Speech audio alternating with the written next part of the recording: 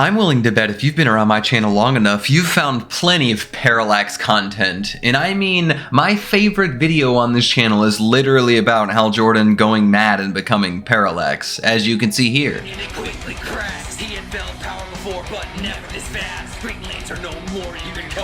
So, what else could there possibly be to explore whenever it comes to the concept of Parallax that I haven't already? Well, honestly, I figure we hit a dead end after we found out he went missing after he conned Superman super hard, but no, actually, Parallax has returned, but not Parallax Hal Jordan, the true entity of fear. And what if I told you he's been nerfed since 0 Hour? I know what you're thinking, wait a minute, Lumos, that can't be true. But with DC recently, it appears like they're making a lot of things true. Let's find out. So Kyle suddenly wakes up and faces a battle with Wally West versus some of the goons from the future known as the Fatal Five. Wally West somehow dies during this event and asks Kyle to protect his kids and the Earth, leaving Kyle extremely confused. Afterwards, he runs into Batgirl, and she naturally blames Kyle for the murder of Wally West because, you know, he's walking around with the corpse of the guy. But he one-taps her with a construct and moves on, looking for Bruce, of all people. Turns out, Bruce is no longer Batman, having never recovered from Bane snapping his back. This confuses Kyle as he knows Batman recovered and returned after those events during the 90s. However, those goons, the Fatal Five, randomly reach out to someone and they inform them that they ran into a dude who kinda had powers like he did. This figure decides that Kyle needs to be dealt with. Kyle then rolls up to Metropolis looking for Superman. However, he finds Supergirl in a black outfit that is rather iconic, and after a brief skirmish, he realizes that Superman had never recovered after his fatal battle with Doomsday here. But for this Kyle, that was ages ago, years, since anything like that had happened. Same with Batman. However, the fight continues before Wonder Woman shows up, but this isn't Diana. No, this is Donna Troy, someone Kyle is super familiar with. I mean, they might have been bumping uglies back in the day, but I mean, it is what it is. Kyle kind of got around. But he asks her to believe him, and so, being Wonder Woman, she puts the lasso of truth on him, and his words ring true, something that confuses everyone here. He explains how his timeline, it didn't work like this. None of this is how it happened, and the Trinity all recovered from these events from the 90s. Jade's brother Obsidian arrives and informs them that they have to do something because all of reality, the very timeline itself, is being destroyed. All of these events echo the original 0 Hour Crisis in Time event, but things have been slightly altered. But what does any of this have to do with the Parallax entity? Well, bear with me and maybe consider hitting that like and subscribe button because this story as well as more Parallax stories are only gonna get more banger on the channel, okay? It's then that we get the reveal of who those goons, the Fatal Five, were actually talking to. And since all of this is a big anniversary event for the 0 event, it's no surprise that it's Parallax Hal Jordan. This Kyle's already been through the events of 0 Hour, so clearly he understands that the fear entity is in far more control of Hal Jordan than he is, and as a result, this triggers Hal Jordan and a fight breaks out. Hal believes that with Kyle's ring, he can actually maintain this world and keep it from being destroyed, as he created it, and he will keep this perfect world safe. Strangely enough, this sounds like Parallax had completed his goals in 0 Hour in some strange way. Parallax Hal calls in his goons and the Justice League stands with Kyle Rayner for a massive battle as time runs out and the Oblivion effect begins to destroy everything in their existence. The forces of the Fatal Five drop everything they can on Kyle, but he manages to hold them off in this awesome piece of art. But unfortunately, once Parallax Hal Jordan joined in, it was too much for Kyle, and Parallax manages to grab Kyle's ring. Now happy, Parallax dons the ring and is fueled by the ring and the embodiment of the central power battery. Now he can magnify its power 1,000,000 times over, becoming more powerful than he ever had considered possible. But with all this newfound power, what exactly is Hal gonna do? Well, he's going to throw the Oblivion effect that's destroying their very existence outside of this specific reality to destroy everything in the main DC multiverse to keep this multiverse from dying. But how exactly is that possible? Well, you see, this world, or this existence specifically, is called a splinter-verse. And it's okay if you don't know absolutely every comic book meme reference point for some strange cosmological structure, because this definitely not knockoff Silver Surfer time traveler called Wave Rider just showed up, and he can drop us some knowledge on exactly what a splinter-verse is. Good old Wave Rider always has classic art and says that a splinter-verse is an errant sliver of time. This one specifically came to be due to the events of the original 0 Hour event. Wave Rider knows this because he was a prominent member of the 0 Hour event and attempted to re-merge with the time stream with a bunch of other heroes after Hal had already rebooted creation.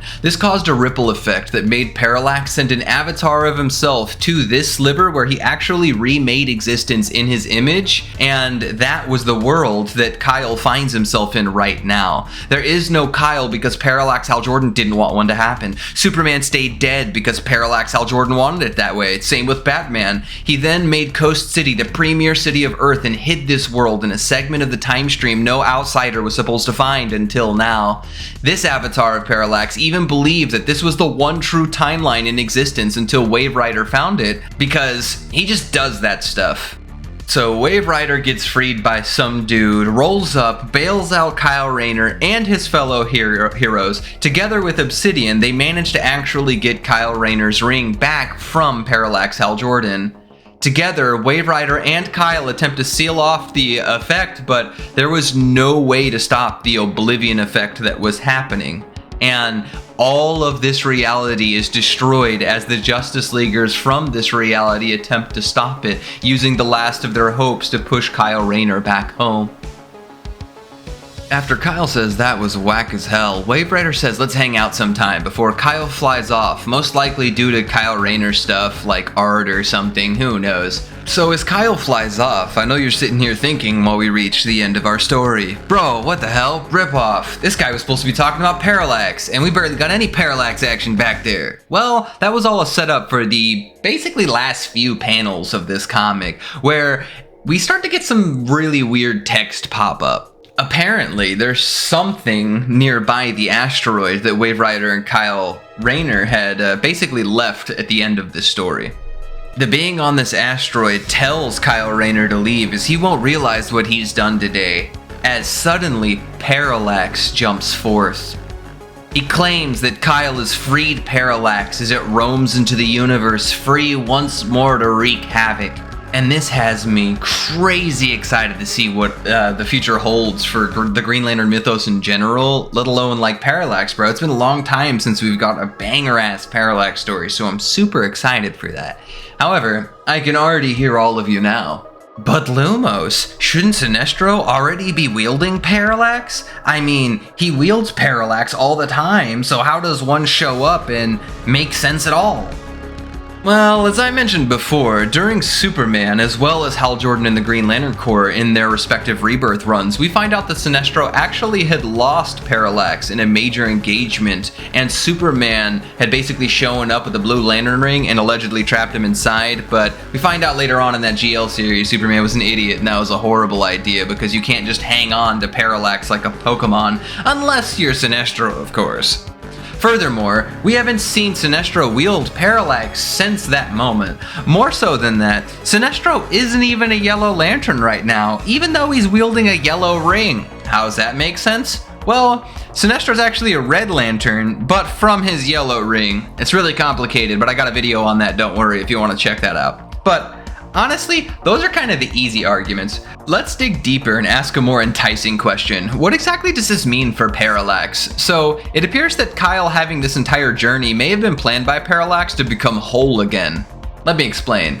You see that by destroying the avatar of Parallax Hal Jordan, who also would be an avatar of Parallax, this would return that aspect back to Parallax in his true form. And this is why Parallax finds Kyle Rayner's actions beneficial for himself, as he's been hiding, waiting for more power after he failed to kill Sinestro with the body of Superman, and it feels like now is the time to strike back. After all, that fragment of itself, that Parallax Hal Jordan, had become immeasurably powerful, more powerful than he had ever imagined he possibly could be, and lead to an amazing amazing story with a new amped Parallax, or I guess rather baseline Parallax. He's just been nerfed this whole time. How fucking insane is that? That the whole time we've been messing with Hal Jordan since 0 Hour, he has been actively nerfed, hanging out with a large portion of himself in some splinter-verse somewhere. Absolutely wild, and I can't wait to see how it culminates in this new Green Lantern Corps War special, which I think will be a super banger. But tell me what you think down low. Is my gauging of what happened here with Parallax accurate? Feel free to pick up the 0 Hour anniversary issue and find out for yourself. It was an awesome read. If you like Kyle Rayner at all, this is going to be an awesome nostalgic trip for you. So go check that out. Me personally, I was all about the Parallax lore right at the end. And of course, Parallax Hal Jordan's always a GOAT. So it's always good sitting around making a video on content like that. And if you liked this content, feel free to like and subscribe. I try to remove my intro from this because sometimes I feel like it holds back like the entire video whenever I just sit back and say, hey, make sure you like and subscribe, become a Theromax Corps member, and all that fun jazz. So if you enjoyed me switching it up and removing that from the first half, be sure to tell me in the comments down low. Just like you should be telling me, yo, what the hell was going on with Parallax and what you think about it. All right, homies, I'm out of here, and I'll catch you next time. Later, Lanterns. You'll join my list of dead after I tear you in half. And I laughed at the thought of them controlling me. I'm the ultimate dragon that spawned everything. I resist and defy.